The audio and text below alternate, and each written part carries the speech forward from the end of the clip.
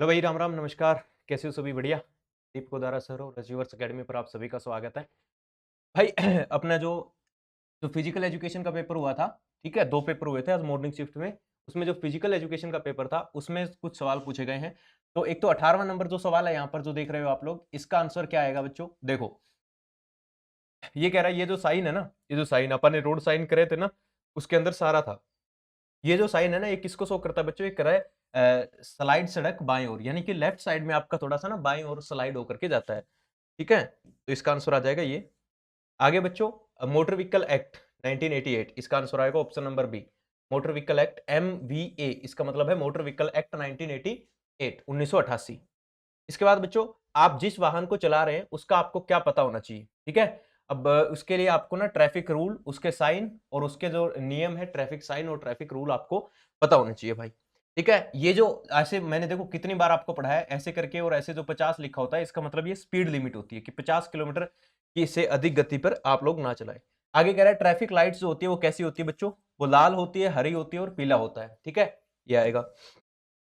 उसके बाद ये आगे टीचिंग एप्टीट्यूड के सवाल आगे। ठीक है, उसके बाद अपने आएंगे आगे 38 नंबर क्वेश्चन से स्टार्ट है। ये जो पीडीएफ आपको ये टेलीग्राम पे मिल जाएगी। ठीक है, 38 नंबर क्वेश्चन है अपना, 38। भाई वीडियो को लाइक और शेयर कर दो। ये कह रहा है इनमें से कौन सा है जो सल्फर डाइऑक्साइड का जो एज ए पोल्यूटेंट काम करता है? तो बच्चों लाइकेन होता है ना।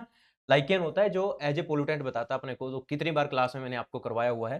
ठीक है, लाइकेन्स। क्या आएगा बच्चों इसका आंसर? लाइकेन। ये कह रहा है ध्वनि प्रदूषण, ध्वनि प्रदूषण पे जो अपने ऊपर असर जो पड़ता है ना, वो पड़ता है बच्चों इसके ऊपर। ठीक है, इसके ऊपर बच्चों, जो कान होते हैं ना, कान, कान के अंदर जो पर्दे पर सीधा इफेक्ट पड़ता है, इसको बोलते हैं टिनिटस, है ना। ये कह रहा है यदि पर्दे हमें गर्मी में अधिक गर्म और ये ना हो बच्चों, इसका सिंपल सा आंसर है ग्रीन हाउस इफेक्ट आएगा।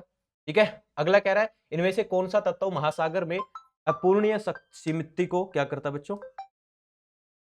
अपूर्णीय स्थिति के कारण पारिस्थितिकी के कार्य में महत्वपूर्ण समिति कारक है। तो बच्चों फास्फोरस। ठीक है, इससे वजह एल्गल बूम जो आ जाता है उसकी वजह से।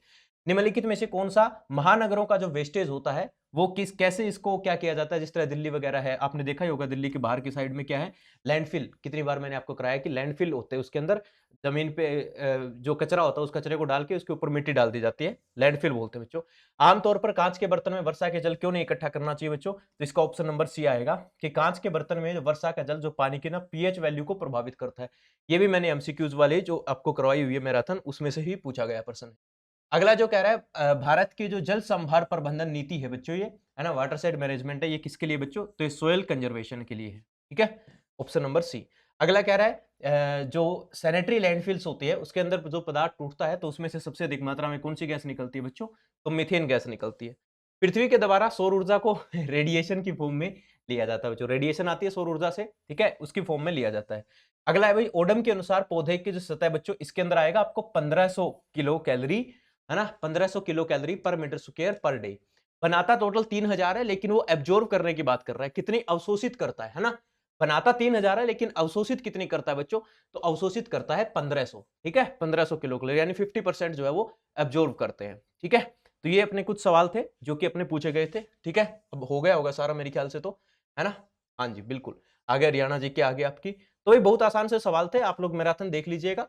ठीक है, कोई ज्यादा मुश्किल पेपर आया नहीं था, आसान पेपर था, ठीक ठाक पेपर था। तो आई होप कि आपने सबने कर दिया होगा। वीडियो अच्छी लगी है तो लाइक और शेयर करना। जय हिंद, जय भारत।